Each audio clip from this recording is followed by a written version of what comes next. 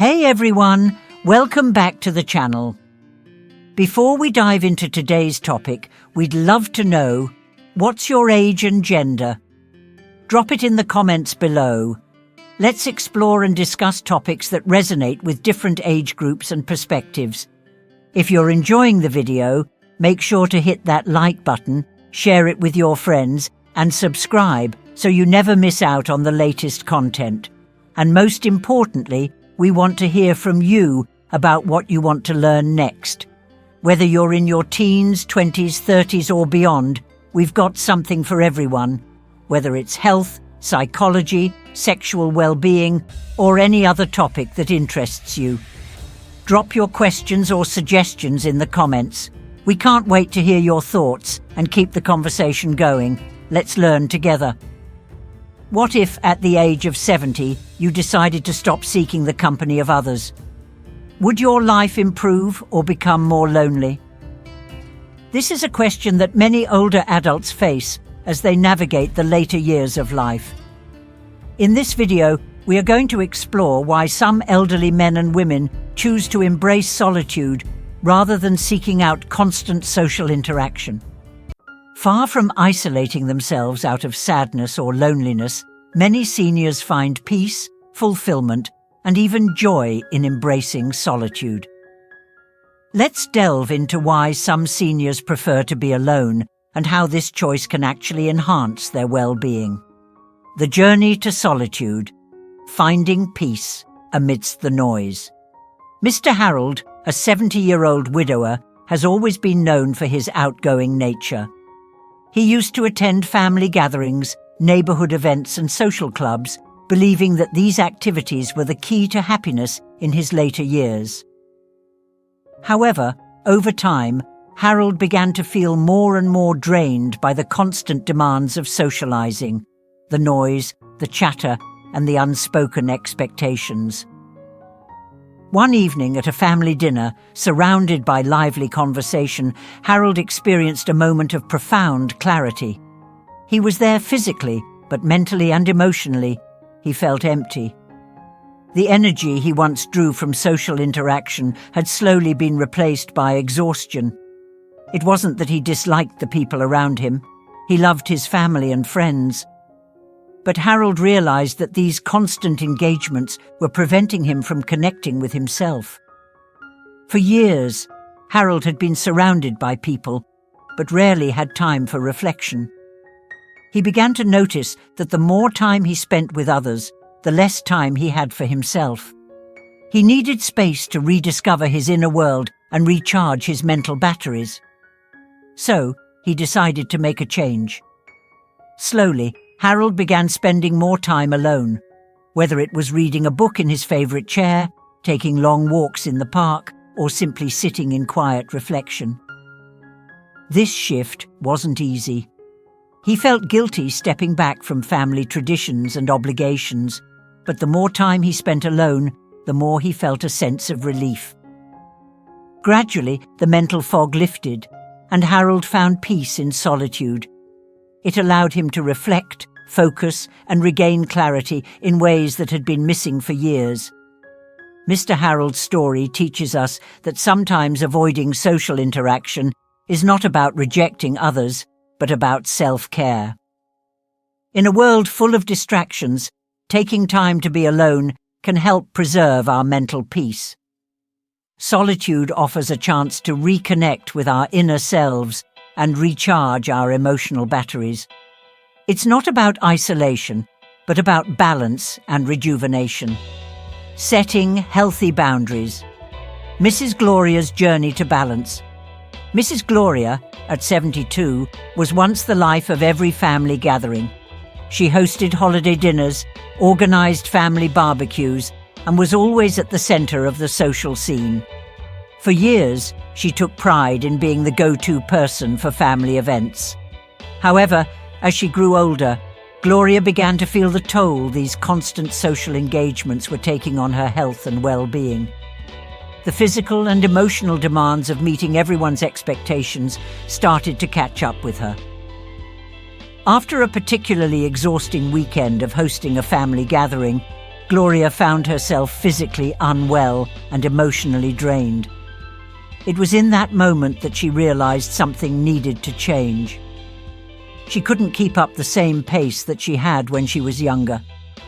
It was difficult at first. Gloria felt guilty for stepping back and setting boundaries, but over time, she realized the importance of prioritizing her health and well-being. She began to turn down invitations when she felt she needed rest and suggested smaller, less demanding alternatives. Instead of hosting every event, she started asking for help, allowing herself to communicate her limits without feeling overwhelmed. As Gloria embraced these changes, she noticed significant improvements in her physical and emotional health. Her energy levels rose, her stress diminished, and she began to feel more vibrant than ever. No longer burdened by the constant demands of overcommitting, she found time for activities that truly nourished her, like gardening, walking, and reading.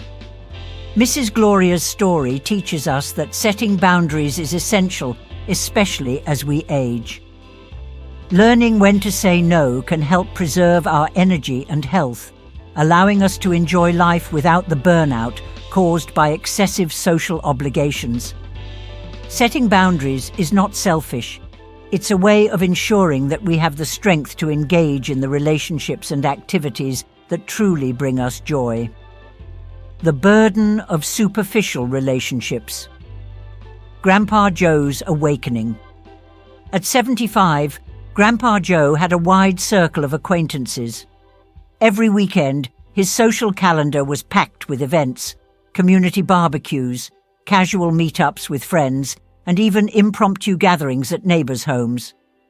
At first, Joe enjoyed the constant social buzz, believing that these connections kept him vibrant and engaged. But as time passed, Joe began to realize that many of these relationships felt increasingly shallow. One evening, after attending yet another social gathering, Grandpa Joe had an epiphany. As he left the event, he felt more drained than fulfilled. The conversations were friendly, but they rarely went beyond surface-level topics. There was little room for meaningful emotional connection, and Joe began to question the value of these interactions. He realized that he had been spending so much time with people who didn't truly know him, and vice versa. This realization marked a turning point in his life. Joe decided to distance himself from these superficial connections and focus on cultivating deeper, more meaningful relationships. He spent more time with his family and a few close friends who truly understood him, and he found peace in these smaller, more intimate interactions. Grandpa Joe's experience highlights the importance of prioritizing quality over quantity in relationships. As we age, the pursuit of numerous social connections can often leave us feeling empty. By focusing on fewer, more meaningful relationships, we can enrich our emotional well-being and even embrace solitude when needed. Quality connections bring more fulfillment than a large network of acquaintances that only add to the noise. Mrs. Edith, finding inner peace through solitude. Mrs. Edith, now 78, has always been someone who valued personal space. However, it wasn't until her later years that she fully embraced solitude as a means of inner peace. In her younger days, she was more social, meeting friends for coffee or attending community events. But over time, she began to notice that the constant socializing, whether with family or acquaintances, left her feeling emotionally drained. After social interactions, she often found herself mentally cluttered, exhausted, and disconnected from herself. It wasn't that she disliked the people around her, but she realized that the energy required to engage with others, especially in large groups, was something she could no longer sustain.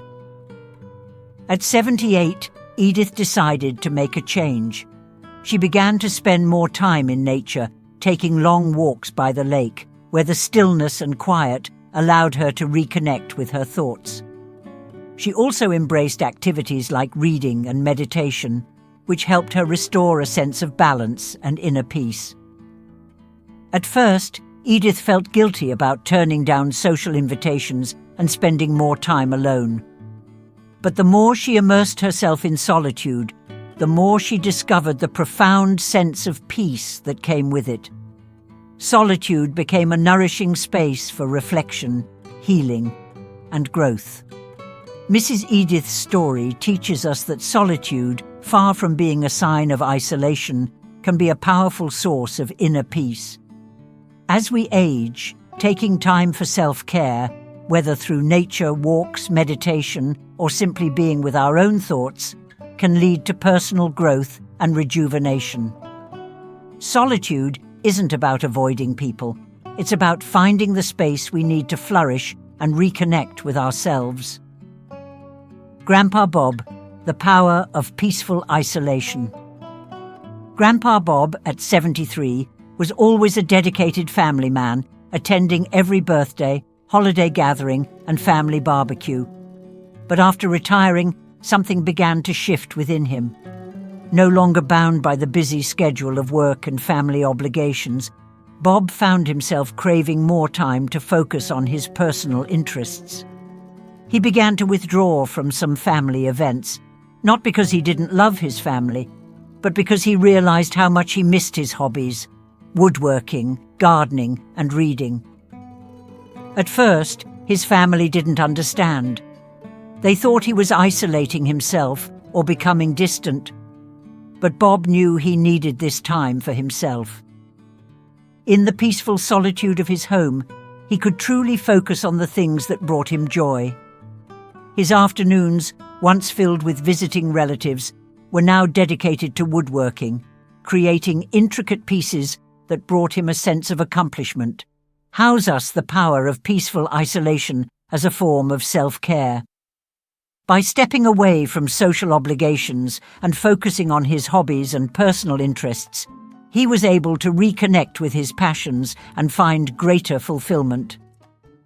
Solitude, when embraced purposefully, can be a tool for personal growth, contentment, and well-being. Before we dive into today's topic, I'd love to hear from you. Where are you tuning in from? Drop your country in the comments below, and let's start building a community where we can share, learn, and grow together.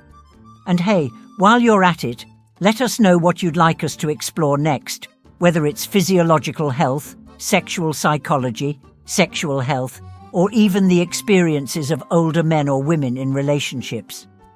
We're all about discussing the things that matter most to you, so don't be shy. Your input shapes our next video.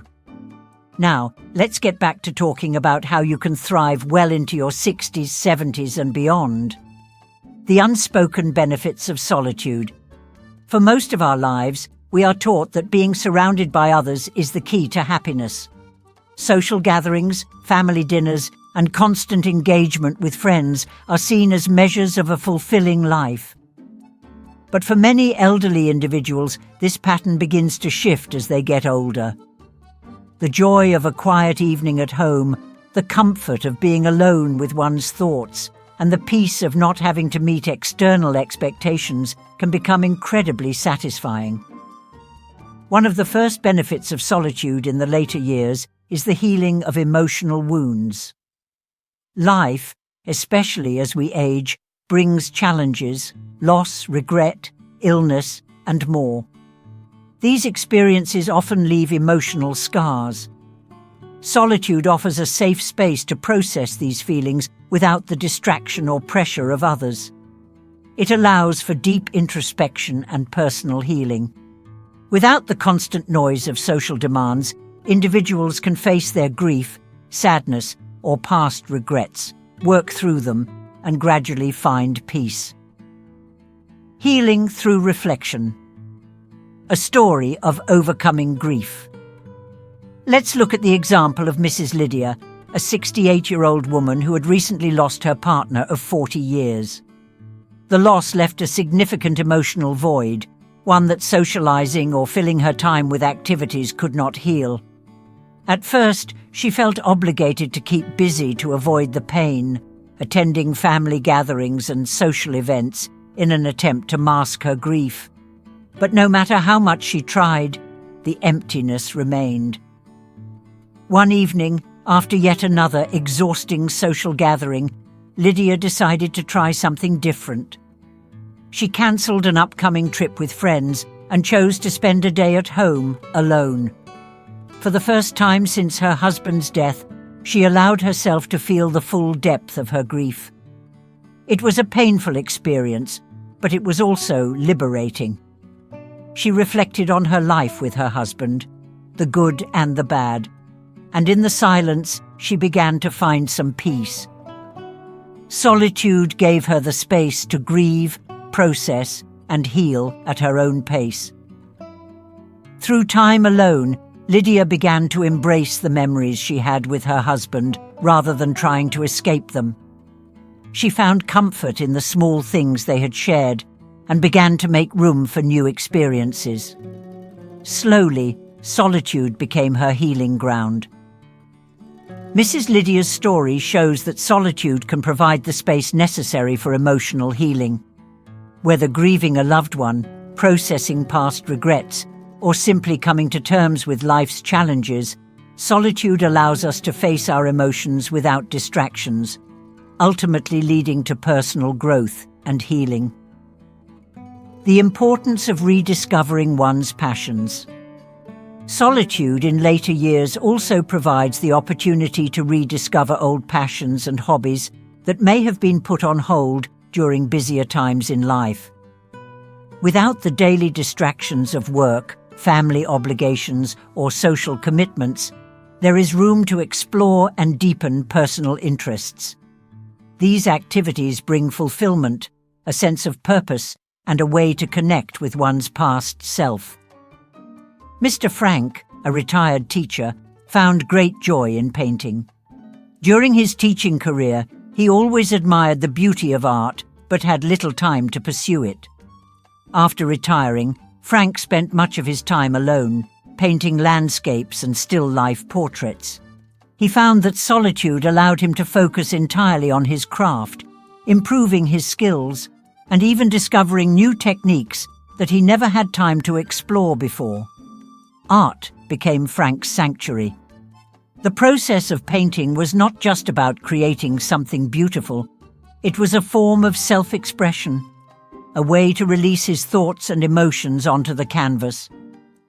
Through his solitude, Frank rediscovered his creativity, and with it, a renewed sense of purpose and joy. Mr. Frank's experience reminds us that solitude offers the space to reconnect with forgotten passions. Rediscovering hobbies can bring joy and satisfaction, reminding us that we are never too old to explore and create.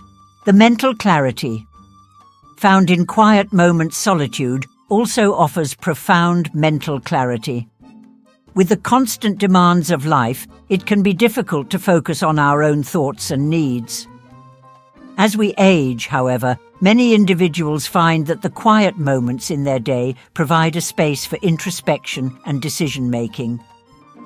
These moments allow them to better understand themselves, their desires, and their goals. Mrs. Margaret, a 72-year-old retired nurse, spent much of her life caring for others, first as a mother, then as a professional. In her later years, she noticed that she had become increasingly restless and uncertain about her own future. With her children grown and her work life behind her, Margaret felt a sense of loss and uncertainty about what came next. One afternoon, after a quiet lunch alone, Margaret decided to take a walk in the nearby park. As she walked through the trees and listened to the sounds of nature, she began to think about her life, not in terms of roles she had played, but as a person who had unique dreams and aspirations. During this walk, she had an epiphany. She realized that she had always wanted to write a book about her experiences as a nurse. Margaret spent the next few months in solitude, writing her memoirs and reflecting on her journey. This solitary endeavour brought her a deep sense of fulfilment and clarity that she had been searching for. Mrs. Margaret's journey teaches us that solitude can lead to mental clarity. The quiet allows us to connect with our deeper desires, making it easier to understand our purpose and future goals. By giving ourselves the space to think, we can gain insight into our next chapter in life. Solitude and creativity. Embracing the stillness. As we age, we often become more attuned to the present moment. Without the constant rush of obligations, there is an opportunity to embrace the stillness around us. This quiet allows creativity to flourish. Whether it's through writing, painting, gardening, or any other creative outlet, solitude fosters an environment where the mind can wander and explore new ideas. Take Mr. Oscar, a 77-year-old former engineer who had spent his career solving complex problems. Upon retirement, he found that his mind was still sharp, but his days lacked the same kind of intellectual stimulation. So, he turned to puzzles and riddles, something he had enjoyed as a young man. Through solitary problem-solving, Oscar rekindled a love for thinking creatively and tackling challenges. He even started designing small wooden puzzles for his grandchildren, blending his engineering skills with his new love for creativity. Mr. Oscar's story highlights how solitude can be a breeding ground for creativity. By embracing quiet moments, we can tap into the creative potential within us, enriching our lives and those around us. The gift of time for self-care. Finally, solitude provides a rare opportunity for self-care. As we age, it becomes more essential to take care of our physical, emotional, and mental health. Solitude allows us to focus on this self-care without external distractions. Whether it's through physical exercise, mindfulness practices, or simply resting, taking time for ourselves ensures that we remain in good health and retain a sense of balance.